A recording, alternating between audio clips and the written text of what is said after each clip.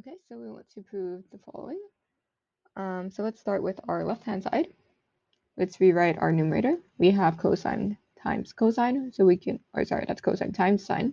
So we can rewrite this as a sum. So that would be 6 times 1/2, so that's 8/3. And then we have sine of 8 plus 2x, so that's a 10x.